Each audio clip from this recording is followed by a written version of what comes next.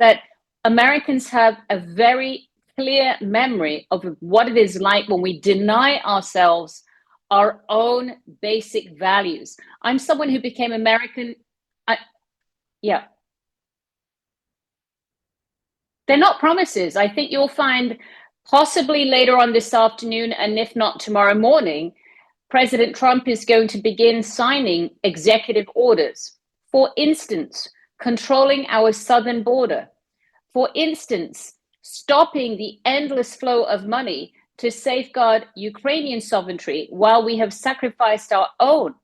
There's going to be a complete overhaul, and you can tell from his speech that this country is going to come back to its God-centered values, which it has very much eschewed. Many parents now, in the way that the United States educates its young people, lose control of their children. The state has believed it had more authority over children than their own parents. And so all of that is going to change. I think he's going to bring a lot of people back to the sense of their faith and the beliefs of their parents and their books in a way that has been villainized. So no, they're not promises. He's going to be signing hundreds of executive orders to bring that into law. I'm not sure, clear if you're translating me as we go along. Do you want me to? Okay. First of all, I would object to what you've just said, that his words are going to precipitate violence. I think that's very inappropriate of you to say. I think that you are going to find many South and Central American countries are going to welcome his enforcement of our border.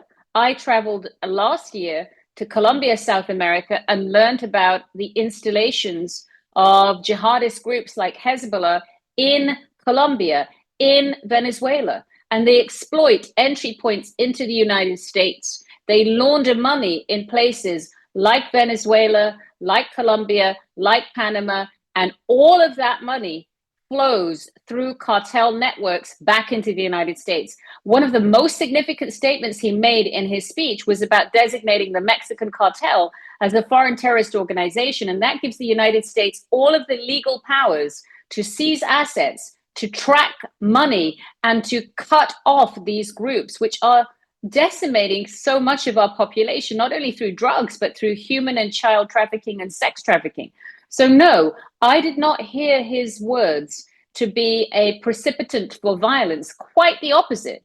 I think that the world, including in your region, has an understanding that the United States is looking to contain wars, to end wars, and to dismantle the enemies of the United States, which in Iraq, you share the same enemies as we do. So I feel quite differently. So remember, the president is not doing things for himself.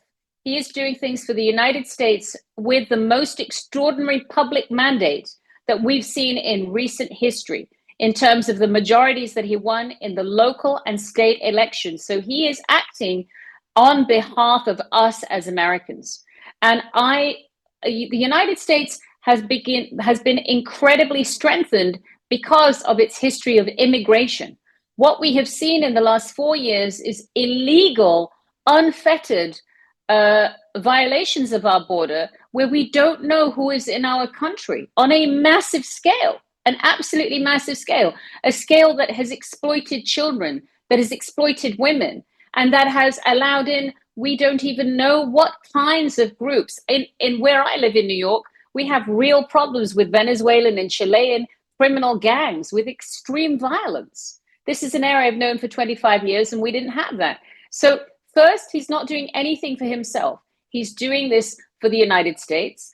I actually think it's healthy to have a nation that puts its citizens first. And because we are so powerful, the stability of the United States impacts the stability of the rest of the world. So first, just to go back to what your guest said, I think you're missing the big picture. We know that we have competition in the Southern Hemisphere, which is heavily influenced by China. China is already making trade and shipping agreements with South American countries that challenge the exchange of trade between the United States and her partners. So I think that we're going to find that Panama is going to realize it's much more beneficial to remain aligned and in the good favor of the United States than to be exploited by criminal activities or fall into the influence of China. I think that's one thing. Second thing is, no, the conflict between Hamas and Israel is not ended. This is an extremely fragile truce. It is a ceasefire that's held for just over, I think, 30 hours now. And we saw the first 3 hostages of what we think is 33 that will be coming out. But we don't know how many more are alive. You can see the world showed, even as they were retrieving the hostages inside Gaza, how the Hamas commandos swarm around these women, how they are somehow, the Hamas is well fed. They have big muscles, big guns, and yet they've been claiming that they are not there, that they're invisible inside the suffering Palestinian people. So Hamas and Israel, this war has not ended.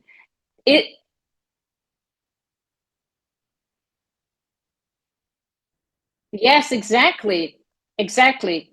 And excuse me, it's the first day of the first stage.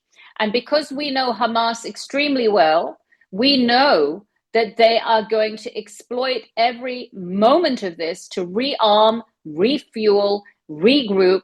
And I fear we're going to start to receive hostages that are dead and hostages that are in the most precarious condition are probably going to be executed by Hamas. What I think the President Trump administration will do is everything in its power to dismantle Hamas. I think it's going to become much more difficult for Hamas. It's going to become much more difficult for Iran. And that sends a very powerful message to Islamist groups everywhere that the United States will not tolerate them.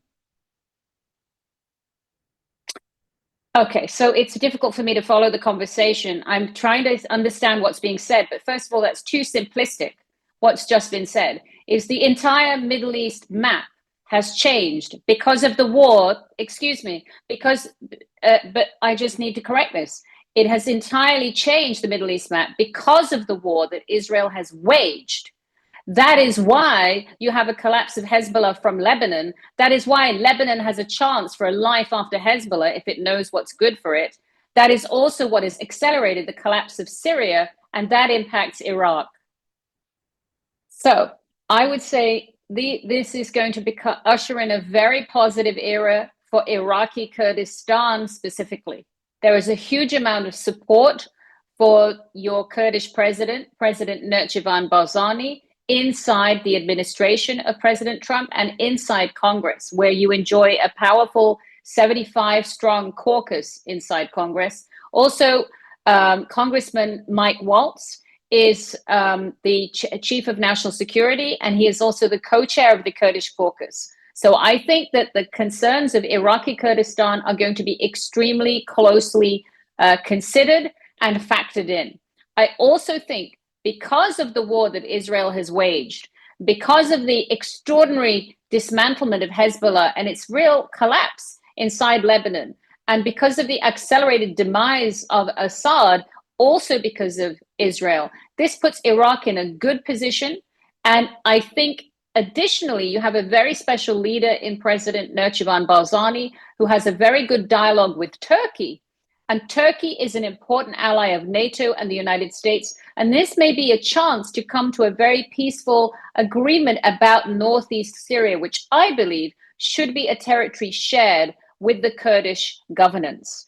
Obviously, for President Barzani, President Trump, and President Erdogan, the PKK are foreign terrorist organizations. All 3 groups recognize that. And so this may be an area of cooperation where they can be dismantled and people can finally live in stability in Turkey, in Iraqi Kurdistan, and in Syria. And lastly, because Iran now is so weakened, that is also going to benefit federal Iraq.